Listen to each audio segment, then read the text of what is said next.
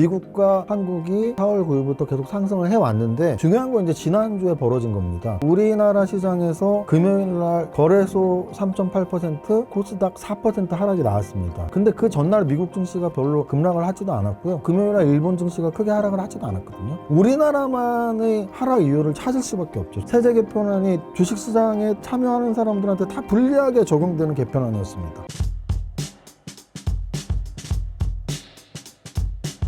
안녕하세요 구독자 여러분, 저는 이정윤 세무사입니다. 요즘 장이 워낙 좋았었는데요, 역사적 신고가 앞두고서 한번 출렁거렸는데 오늘 제가 좀 여러가지 팁이 되는 말씀 드리고 가겠습니다. 현재 국내 증시와 미국 증시 상황을 점검해 주신다면요? 일단 4월 달부터의 흐름을 말하고 지난주 금요일의 흐름을 말하는 게 제일 좋을 것 같아요. 왜냐면 4월 9일 이후로 우리 증시, 미국 증시 동반 상승을 했어요. 우리 증시 상승률이 좀 더 높긴 했지만 4월 9일부터 우리 증시는 거의 40% 이상 글로벌 대비 가장 강한 상승을 했는데, 여기서 중요한 건 4월 9일이 무슨 날이냐가 제일 중요하고요.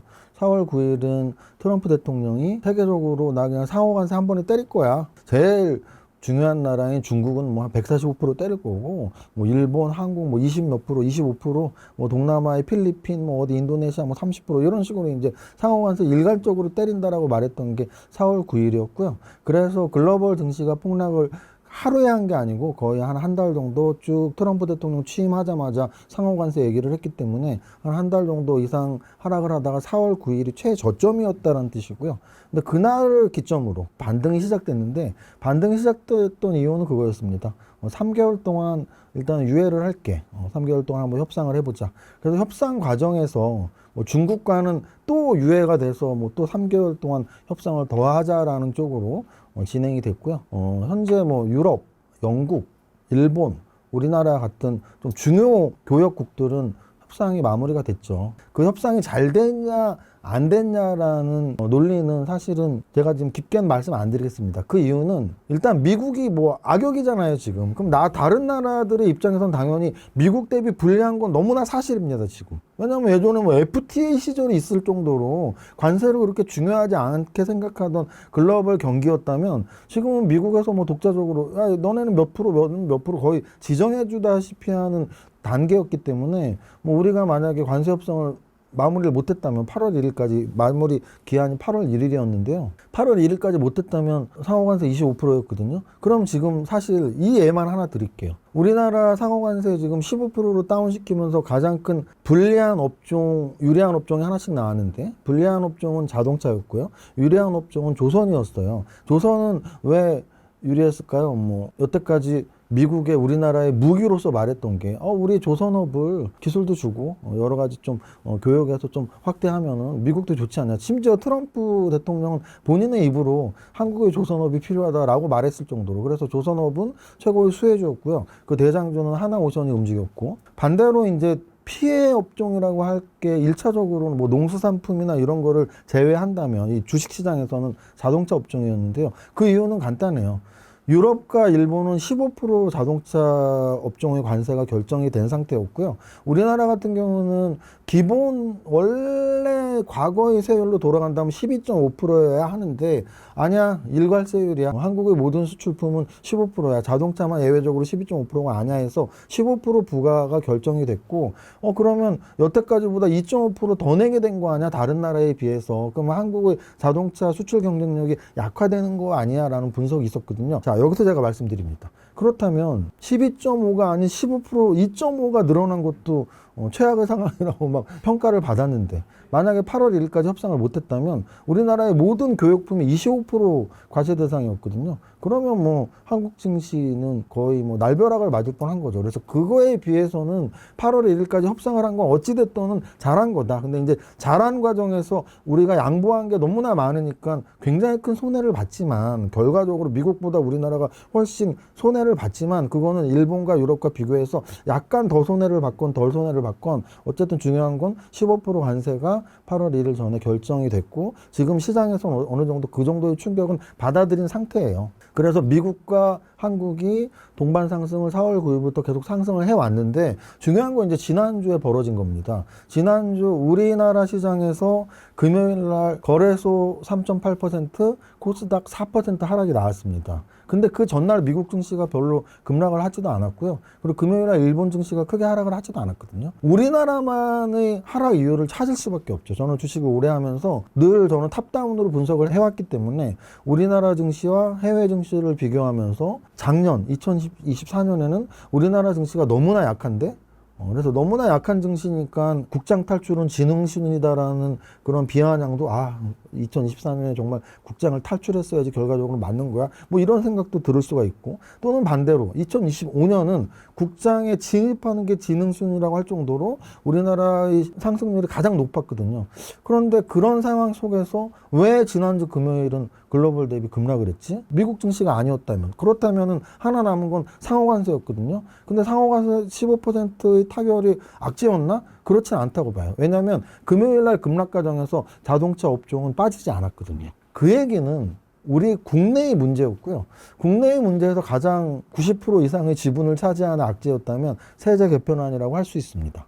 그래서 금요일 날 세제 개편안이에요. 확정이 아니고 세제 개편안이 나왔고요. 정책위원장은 뭐 우리가 알고 있는 진 의원이었죠. 진성진 의원. 그런데 세제 개편안이 주식 투자자들로서는 주식시장에 참여하는 사람들한테 다 불리하게 적용되는 개편안이었습니다. 왜? 작년에 금투세 때문에 증권거래세를 좀 낮췄었는데 금투세 이제 안 하니까 증권거래세 원상복귀. 그 다음 작년에 대주주 양도소득세가 계속 강화가 돼서 100억에서 뭐 50억 이렇게 내려왔었는데 10억까지 내려가려고 했던 게 원래 안 내려간 상태였단 말이죠. 그러면은 올해도 안 내려가면 좋죠. 왜냐면은 당연히 뭐 5,000포인트 시대라고 새 정부가 계속 공약을 했기 때문에. 그런데 50억에서 10억으로 내릴 거야. 또 배당소득 분리과세도 분리과세가 원래는 14.4%, 15.4%, 14%의 주민세까지 하면 15.4% 거기에 뭐 20%다 25%다 하더니 최고 세율이 35%. 그리고 또 그 배당소득 분리과세를 적용받을 수 있는 기업도 뭐 배당 성향이 40% 이상이라든지 아니면 뭐 최근 3개년도 평균이 뭐 퍼센트 이상이든지 아니면 작년보다 높게 한다든지 굉장히 스트릭트하게 지금 법안을 개정안이 나온 거죠. 금요일 기준으로. 그래서 어찌 보면 우리 개인 투자자들만의 푸념이 아니고 외국계 증권사에서 몇몇 증권사들은 코리안 디스카운트가 없어지려는 분위기였는데 찬물을 끼얹었네라는 이런 분위기의 멘트들도 한 두세 군데에서 나왔고요. 또 발빠른 개인 투자자들이 청와대 청원으로 이거 세제 개편은 다시 고려해달라. 근데 지금 언론을 보면 뭐 가장 최단 기간에는 10만 원이 넘었다고 하고 그래서 금요일 날의 하락은 다른 핑계를 댈 게 없다. 일단 세제 개편안 때문이었다. 그걸 어떻게 알 수 있냐면요. 그리고 나서 미국 증시가 급락을 했거든요. 금요일 날 밤 미국 증시는 2% 이상 하락을 했습니다. 고용지표 불안으로. 그러면 오늘 일본은 또 1%, 1.5% 하락을 했어요. 그럼 우리나라는 사실은 빠져야 정상이거든요. 근데 오늘 우리나라는 빠지지 않았거든요. 그 이유는 또 뭘까요? 아까 말씀드렸던 세제 개편안에 대해서 정책위원장도 바뀌고 그거 참 재밌죠. 마지막 임기 날 굳이 그거를 왜 발표했나 싶기도 하고 근데 이제 정책위원장이 바뀌었고 또 당대표로 새로 들어온 당대표가 야 이거 우리 한번 재검토 한번 해볼까? 뭐 이런 얘기를 하면서 오늘 시장에서는 금요일과 반대 효과가 나타난 거죠. 금요일은 미국 증시 글로벌 증시와 상관없이 세제 개편안이 악재야라고 급락을 했다면 오늘은 다시 재고해볼까 하면서 반등을 준 거죠. 미국 증시도 빠지고 일본 증시도 빠졌지만 그래서 저는 개인적으로 지금 현재 국내 시장을 한마디로 정의하라 하면 새 정부 출범 이후 또 트럼프가 관세 상관세에서 한 발 좀 물러나면서 뭐 25% 30% 부과 안 하고 15% 정도로 이렇게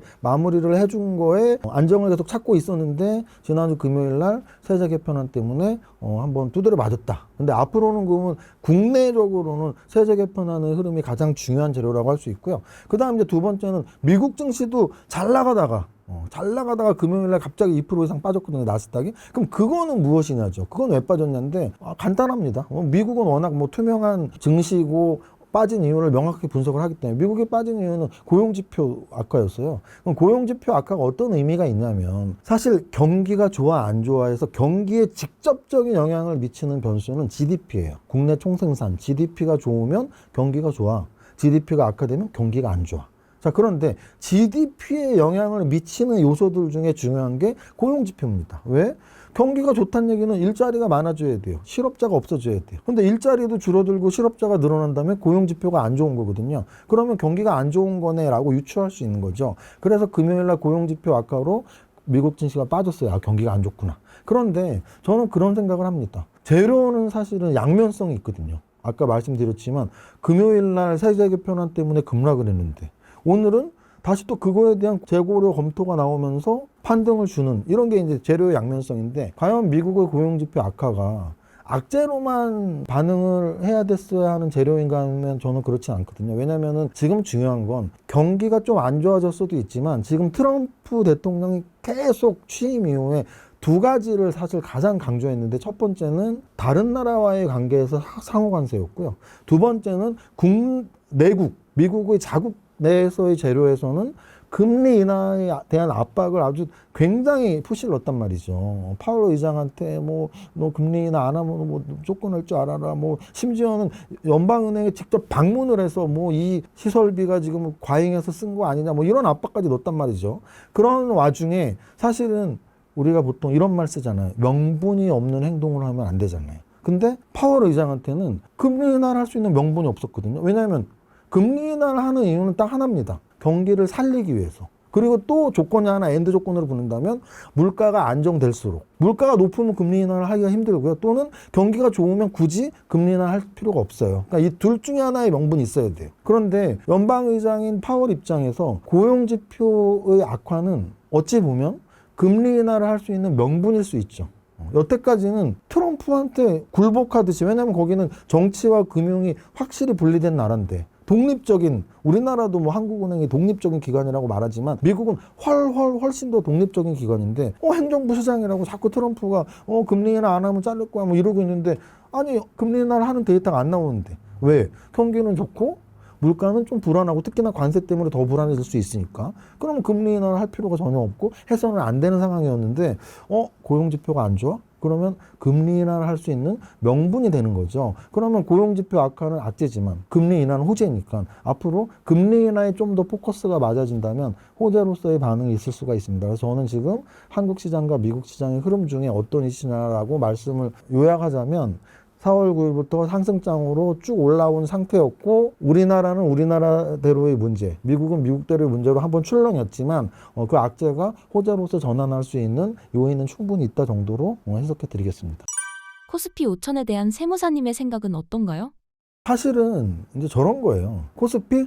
만두 가죠. 왜 못 갑니까? 당연히 가겠죠. 근데 중요한 건 언제 가느냐의 문제고요. 만약에 100년 하나 가겠지. 이건 좀 말이 안 됐잖아요. 그럼 과연 5천을 언제 가나를 맞출 수 있는 사람은 없다라는 얘기고요. 이번 정부 또는 3년 안에 그건 누구도 맞출 수 없어요. 근데 더 중요한 건 가까운 시일 내에 어떤 재료가 나와서 어떤 상황이 가능하냐의 문제에서 저는 사실 5천은 얘기하는 거는 어불성설이다. 왜냐하면 턱걸이를 30개 하려면 턱걸이 하나를 해야 되거든요. 그럼 이제 5천을 간다는 얘기는 역사적 신고가가 나와야 돼요.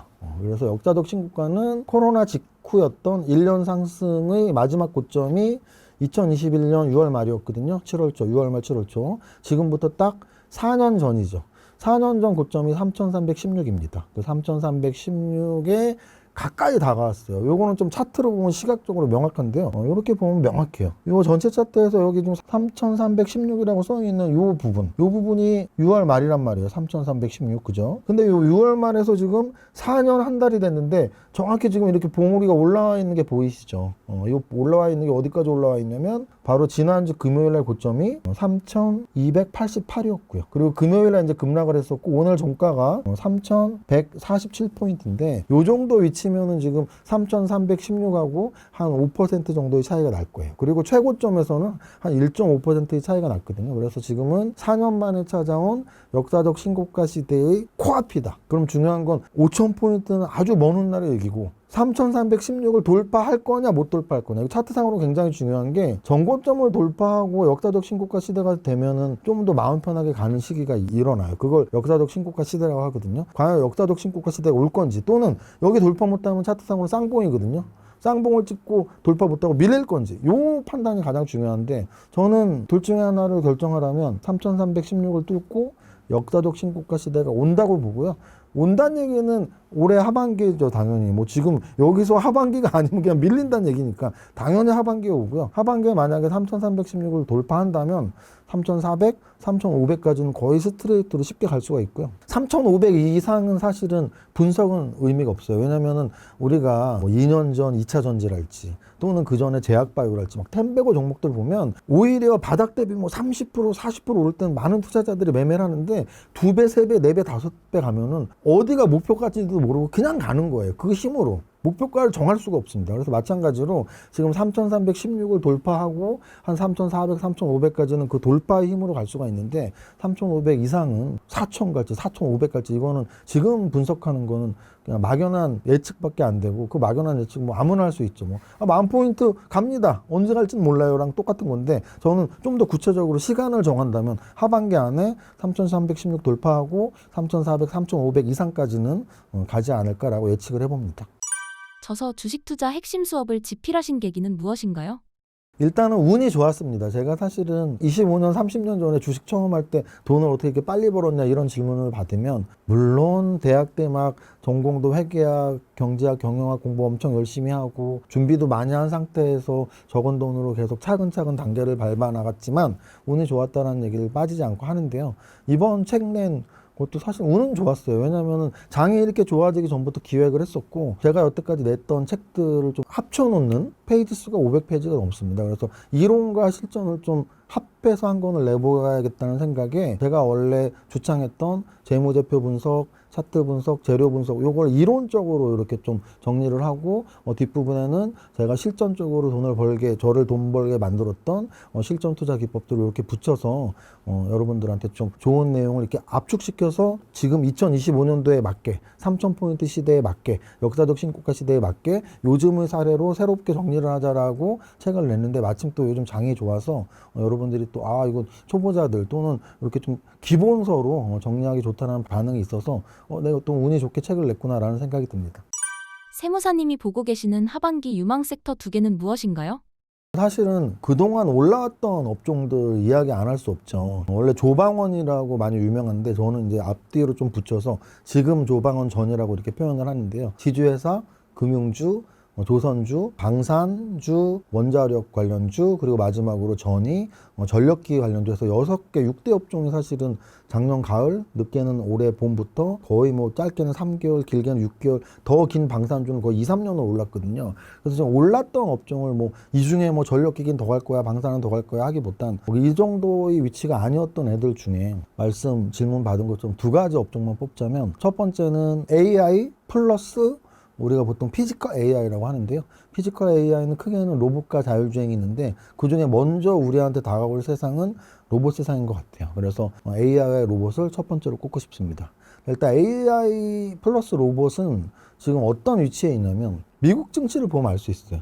일단 출발점은 당연히 지났습니다. 왜냐하면 엔비디아가 세계 시총 1위고 챗GPT를 우리가 처음 나왔을 때 그런 게 있어? 근데 요즘엔 사실은 거의 모든 분들이 챗GPT가 아니더라도 생성형 AI를 거의 쓰고 있거든요. 저도 사실은 마지막까지도 안 쓰다가 이용해 보니까 편하더라고요. 정말 편합니다. 뭐 어떤 글을 썼을 때 이 글 중에 뭐 잘못된 부분이 있어 하면 바로 검색을 해주고 또는 내가 무언가를 찾아내고 싶을 때 요즘에는 그냥 검색해서 그거를 검색해서 제가 취합하지 않고 바로 다이렉트로 보면 정리를 알아서 다 해주더라고요. 근데 이제 물론 보다 보니까 약간은 오류가 존재하긴 해요. 제가 직접 서치하는 것보다 약간은 오류는 존재하지만 그 정도 오류를 만약에 찾아낼 수 있는 능력이 있다면 굉장히 좋은 도구죠. 그래서 그게 앞으로 또 발전될 것이고요. 그럼 제가 지금 말씀드린 이 2가지 엔비디아의 시총 1위 그리고 챗GPT 나아가서는 오픈 AI 상장 가능성 챗GPT를 만들었던 오픈 AI 상장 가능성 그 상장됐을 때의 파괴력 이런 것들을 고려한다면 AI는 지금 끝부분이 아니고 그렇다고 시작은 아니고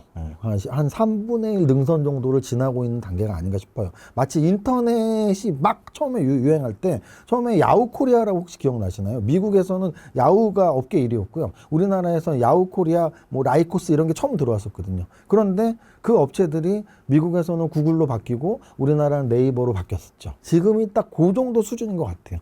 그러면 그게 끝이었나요? 아니요. 그 이후에 네이버는 계속 발전을 했고 구글도 계속 발전을 했잖아요. 그래서 저는 생성형 AI 앞으로 계속 발전을 하는 단계 한 3분의 1 지점 정도로 보고 엔비디아도 그럼 앞으로도 성장 가능성이 있고 전력기기도 성장 가능성이 있겠죠. 그래서 AI는 성장 가능성이 있다. 여기에 플러스 지금 미국 얘기만 했잖아요. 그럼 이렇게 또 반응하시는 분들이 있어요. 그럼 엔비디아 사면 되는 거 아니야? 그럼 한국 증시 아무것도 할 필요 없죠. 엔비디아 사면 되면 삼성전자, SK하이닉스 살 필요 없는 거고 구글 사면 되니까 네이버 살 필요 없고 모든 거 그냥 미국 주식만 사면 되는데 그럼 우리나라 기업들이 존재 가치는 없나요? 저는 그렇지 않다고 보거든요. 테슬라만 팔리는 게 아니고 현대차도 팔리고 애플 아이폰만 팔리는 게 아니고 갤럭시 폰도 팔리는 거거든요. 우리가 넷플릭스만 보는 것 같지만 국내의 KBS 드라마를 보고 있잖아요. 그래서 어찌됐든 저찌됐든 AI 관련 우리나라 기업들도 분명히 있는 것이고 특히 여기서 중요한 건 그러면 대한민국만의 구글에 대비하는 네이버가 있었던 것처럼 우리나라의 생성형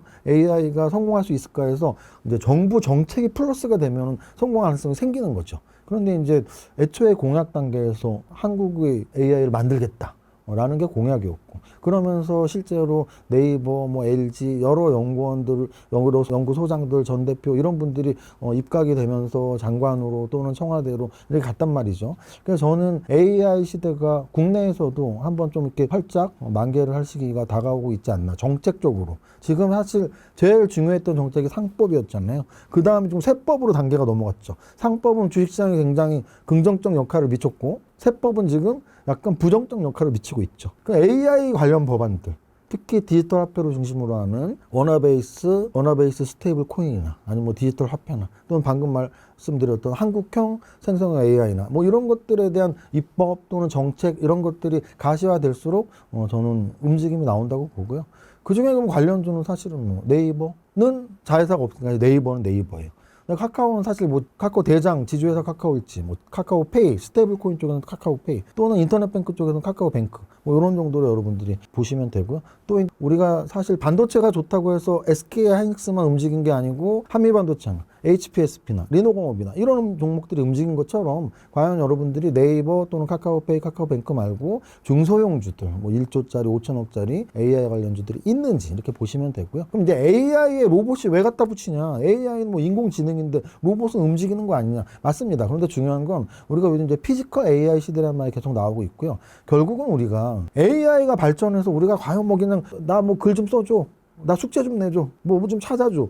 이걸로 끝나는 거냐? 아니거든요. 결국은 우리 일상생활에 밀접하게 접근하려면 피지컬이 있는 AI 하고요. 대표적인 게 이제 차량에서 자율주행 AI 그리고 실질이 있는 로봇에서 AI 로봇이 되는 건데요. 저는 AI 로봇 시대가 이제 가까이 오고 있다고 봐요. 일단 그런 사례들이 몇 개 있는데요. 제가 작년에 감성형 AI 로봇을 선물로 받았어요. 생일. 대화를 하면 재밌습니다. 얘가 막 말도 만들어내고 뭐 이런 재밌는 로봇 옆에 있으면 좋겠다. 약간 반려 로봇 같은 거예요. 또는 제가 있는 강남역과 양재역 사이에 현대차 건물이 있는데요. 현대차 1층에 로봇들이 막 있어요.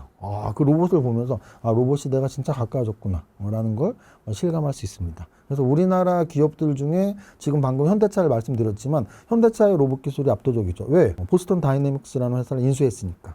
또는 삼성그룹 레인보우 로보틱스를 인수했잖아요. 또는 LG전자, 로보스타 이런 종목들. 그래서 우리나라의 굴지의 기업들이 로봇 산업에 투자하는 것은 그만큼 미래의 성장성이 있다는 걸 반증하는 게 아닌가. 그래서 AI 플러스 로봇을 우리나라에서 하반기에서 첫 번째로 주목해야 될 여태까지 올랐던 업종을 제외한다면 첫 번째로 주목하고 싶은 업종이라고 말씀드립니다. 두 번째로 중요하게 보는 섹터는 소비기업들 중에서 미국 시장을 뚫고 있는 소비기업이 어딘지를 찾는 거죠. 그러면 왜 그러는데 여러 가지 사례가 있는데 저는 사실은 하이브랑 삼양식품의 사례를 들고 싶어요. 음식료주 중에서 10조가 넘는 기업, 엔터주 중에서 10조가 넘는 기업이 나오리라고는 5년 전, 10년 전에 상상도 못했거든요. 우리나라에서는 적어도 반도체를 만들어야지 또는 자동차를 만들어야지. 그리고 나서 몇 년 전부터는 그래도 제약바이오랑 2차전지 정도가 그래도 10조 넘는 기업을 탄생시켰는데요. 웬걸 라면 만드는 불닭볶음면 만드는 삼양식품이 10조 이상을 찍고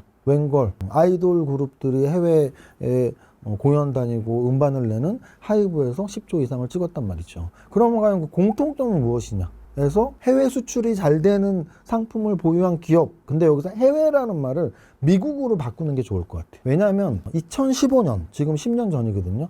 2015년에 화장품 전성시대가 있었습니다. 그때 주식하시던 분들은 또는 그때 명동이나 강남역에 많이 가셨던 분들은 기억할 수 있는데요.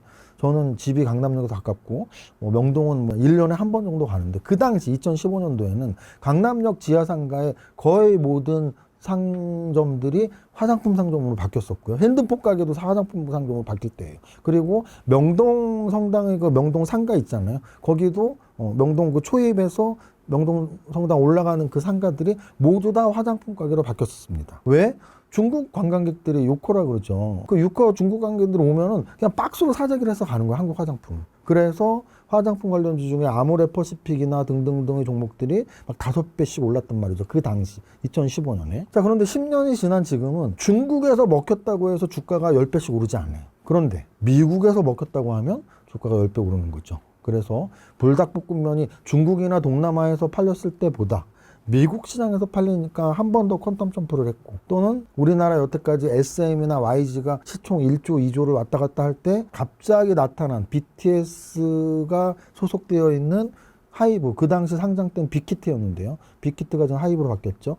이 기업이 JYP, SM, YG 그 십수년 동안 해외 아티스트를 그렇게 정착시키려고 노력했던 3대 기획사를 야 그렇게 하는 게 아니야. 그러면서 바로 그냥 10조 이상으로 시총 1위가 갔죠. 그 공통점은 미국 시장에서 먹혔다. 그럼 현재 우리나라 기업들 중에 특히 소비 기업들 중에 미국 시장에서 먹히는 걸 업종으로 말한다면 뭐가 되느냐의 이야기죠. 과연 음식료주 다 미국에서 먹히냐? 아닌데. 농심은 그만큼 주가가 안 올라요. 또는 엔터주 다 미국에서 먹히냐? 아닌데. 하이브만큼 다른 3대 기획사들 주가가 안 올라요. 그런데 제가 공부한 업종들 중에 업종의 꽤 많은 종목들이 미국 시장에 먹히면서 계속 진출을 하고 글로벌적으로 수출액이 늘어나는 업종을 하나만 꼽으라면 음식료 업종도 아니고 엔터 업종도 아니고 K뷰티라고 말씀을 드립니다. K뷰티는 크게 화장품과 의료기기로 나눌 수 있어요. 대표적인 지금 K뷰티의 화장품 선두주자는 APR을 말씀드릴 수가 있습니다. 한번 APR 차트를 보시면 이게 APR인데요. 사실 신규 상장되고 우리가 보통 뭐 상장되면은 공모가 거품이다, 대주주가 다 때려먹고 나간다 해서 이렇게 신고가를 계속 갈 수가 없어요. 그런데 지금 이게 APR 차트인데 상장 이후 최저점이 38,000원인데 지금 주가는 18만 원. 그러면 거의 뭐 4, 5배 정도 올라 있죠. 이렇게 오른 이유는 뭐냐? APR이 우리가 보통 홈뷰티 디바이스를 만드는 회사예요. 피부과를 가면은 뭐 이렇게 리프팅도 해주고 스킨 부스터도 넣잖아요. 근데 우리는 피부과 가는 시간도 별로 없고 또 피부과에서 뭐 회당 얼마에서 막 큰 돈을 주고 한단 말이죠. 근데 집에서 자연스럽게 한 3, 40만 원짜리 제품을 사서 리프팅도 하고 스킨 부스터도 하면서 관리를 하는 기기를 만드는 회사인데 이게 국내에서도 잘 팔렸지만 미국에서 아마존에서 판매 상위에 계속 랭크가 되면서 굉장히 세계 수출길이 열린 거죠. 그러니까 이 주가가 다른 뭐 아모레퍼시픽이나 LG생활건강의 주가보다 굉장히 빠른 속도로 오르는 거죠. 마치 불닭볶음면을 보유하고 있는 삼양식품처럼. 그런데 만약에 APR 하나면 아까 제가 음식료주가 뭐 삼양식품만큼 다른 종목들이 안 올랐잖아요. 그래서 업종 자체를 중요하게 보진 않습니다라고 말한 것처럼 APR만 이렇게 올랐다면 APR 하나만 잘한 거잖아요. 근데 그렇지가 않다는 얘기죠. 달바글로벌 또는 VT 뭐 이런 몇몇 종목들이 미국 시장에서 먹히면서 굉장히 움직임이 좋게 나오고 있고요. 그리고 또 하나는 이제 이런 홈뷰티 제품 말고 아예 아까 말씀드렸던 피부과 의료기기를 중심으로 만드는 회사들 중에 주가가 막 10배씩 오른 종목들이 꽤 많습니다. 리프팅 제품을 만드는 회사 중에 슈링크라는 제품을 만드는 회사 중에 클래시스가 거의 1호로 움직였고요. 사실 1호는 보톡스를 만드는 휴젤이 움직였고 1호로. 그리고 그 다음으로는 리프팅 기기인 슈링크를 만드는 클래시스가 움직였고, 그 다음은 스킨 부스터 중에 리주란이라는 스킨 부스터를 만드는 파마 리서치가 움직였거든요. 가장 최근까지 움직인 종목이 파마 리서치인데요. 파마 리서치 차트를 보시면 이런 거예요. 그럼 이제 이 차트를 보시면 지금 불과 2, 3년 전에는 10만 원이 될까 말까였는데 지금은 이제 막 50만 원, 60만 원이 왔단 말이에요. 그러면 이런 종목들이 대장이 돼서 같이 움직이는 업종을 하나만 꼽으라면 아까 말씀드렸지만 크게 봐서 K뷰티를 둘로 나누면 피부과에서 쓰는 의료기기 또는 홈뷰티 같은 개인적으로 쓰는 화장품들 이렇게 두 가지로 섞을 수가 있는 거죠. 만약에 하반기에 또는 하반기가 아니더라도 어떤 업종, 어떤 기업들이 계속 성장해 나갈 건지, 장기적으로 우상할 건지 업종을 꼽으라고 한다면 앞으로 성장성의 한 3분의 1 지점에 온 AI 플러스 피지컬 AI인 로봇 업체가 첫 번째, 두 번째는 방금 말씀드린 우리나라의 시장성, 인구 5천만 명의 시장성을 넘어서서 세계 인구한테 팔 수 있는, 제품을 팔 수 있는 K-뷰티, 구체적으로 화장품 또는 의료기기라고 말씀을 드리겠습니다.